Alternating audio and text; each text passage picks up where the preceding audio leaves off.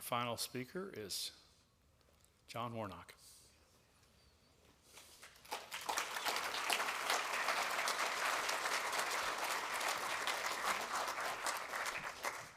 Hi again.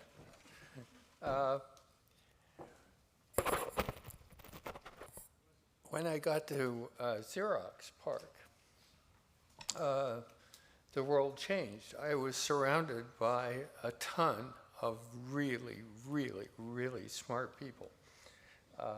And they were sort of concentrated on a whole variety of topics, a whole variety of what things were. And you inherited an Alto computer, and you inherited laser printers.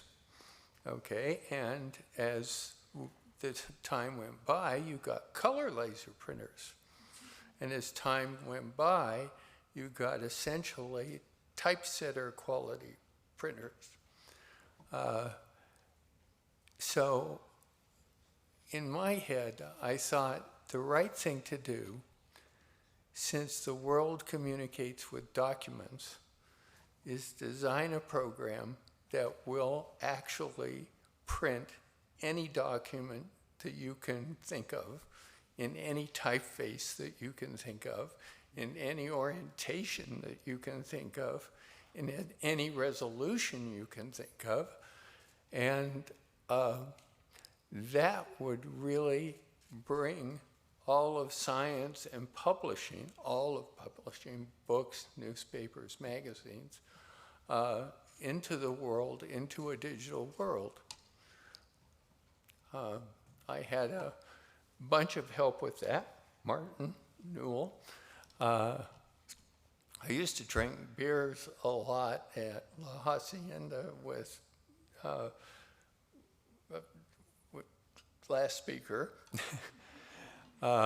So we had lots and lots of conversations of how to do this. And I felt that the only way you could, and the suggestions of all the people who wanted to do this, is how do you just put the bits on the page? And so they had developed lots of fonts at Xerox, but the way they had to develop a font was they had to, for every resolution, they had to design a bitmap and tune it so that the font looked really good. So it didn't look like a piece of crap. So the font problem was a really hard problem. So when you used the Alta computer at Xerox, you had a different bitmap, a little thing of all the fonts for every size and every font.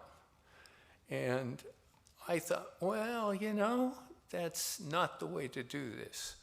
The way to do this is to figure out how to deform the letter shapes so that if you have a target resolution, the deformation of the letter shape will correct for the bits that are going to be picked out of it.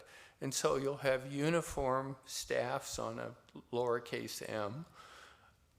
Everything will be corrected by a program, so that all you need is the outline of the font, and you can make the font any size you want, and it will be automatically scan converted to any display. And the displays at that time could either be grayscale displays that had grayscale capability, or they could be high-resolution typesetters that had very, very high resolution. Worked on that problem, and the people at Xerox taught me about Bezier curves. And Bezier curves are the best curves in the world. With Bezier curves, you can make any shape you want.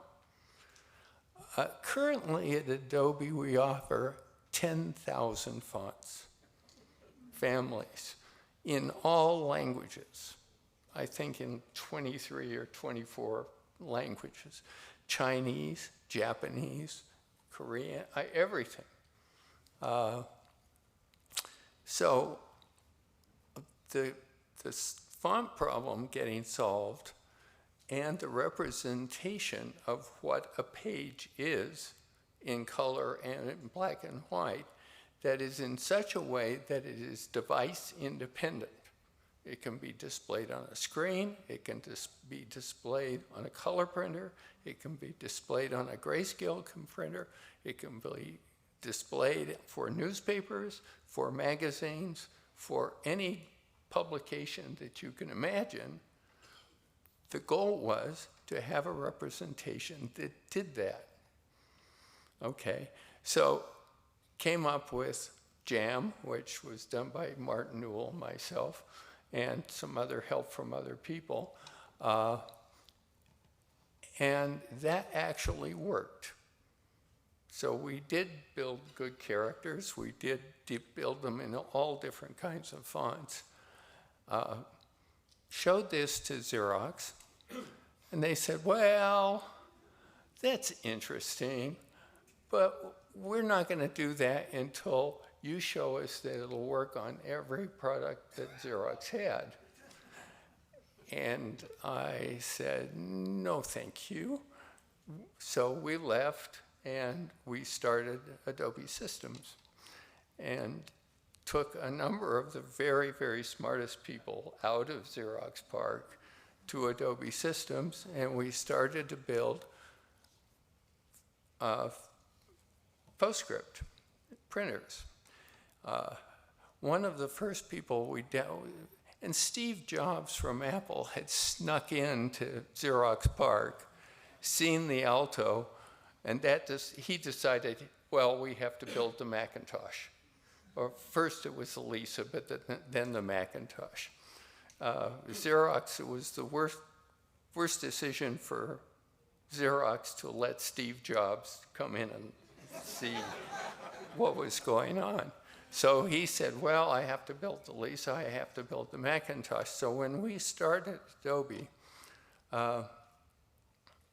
we called Steve and showed him what our page description language would look like. And he said, okay, I'll invest $5 million for 20% of your company. And he did that. And he said, we're going to bring out the Lisa and the Macintosh with that code embedded in the laser printer. So we had PostScript and we embedded in the laser printer. And so we built a huge catalog of every conceivable page that could be in a magazine or in any document. And that all worked. And I had this great sample book. And we started, well, when the Macintosh came out and the laser writer came out, Steve said, we'll put PostScript into the laser writer. So I had these great fancy pages that I had constructed that showed any conceivable combination that you might see in a magazine. And he thought that was great. So he was going to announce the laser writer, and he was going to announce this. And he went to, he said, give me your samples, because he didn't have any software yet that would do that. So I gave him all my samples, and he had this one very, very complex page that he wanted to print in the announcement of the laser writer.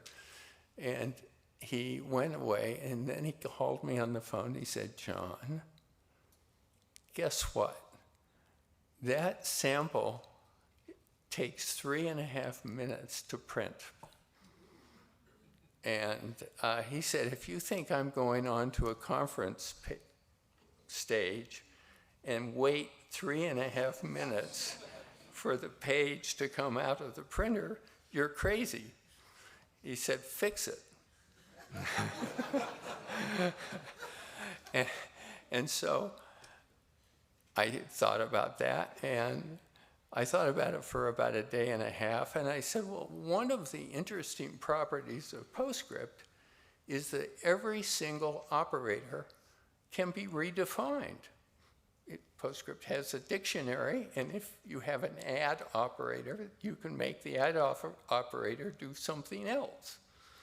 So I looked at the way that PostScript generated images, and I said, well, you know, if I change all of the operators, or if I go through the PostScript file and every time it prints something, if I change the nature of the operator so that it doesn't sort of print it, but sort of sets out a different file format that just contains the printing part of it, that might work. And so I sat down one day and I wrote some code to do that. And it took me about one day to do this. And then I took his sample and I ran it through, and it didn't print in 3.5 minutes. It printed in 13 seconds. So that was the foundation of PDF files.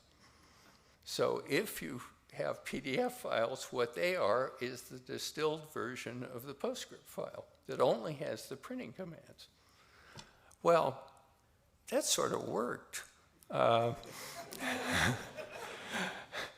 When we introduced PDF, it became everyone who wanted to communicate documents over the internet, everyone who wanted to store documents, everyone who wanted to put documents away, they had this document that would print on a typesetting machine, that would print on a black and white machine, that would print on a grayscale machine, that would print on anything and on any screen.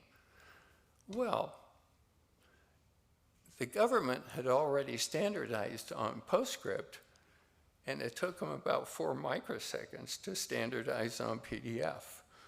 And over the years, the number of files that have been created is in the trillions. And the number that are on the net are in the trillions. And they're growing sort of every day. And I'm proud of that.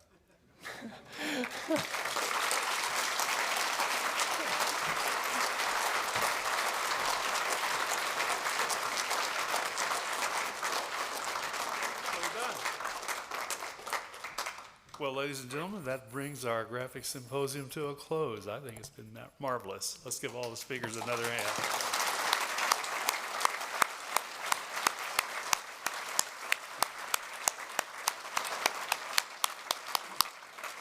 And that terminates the whole celebration, doesn't it? Yeah.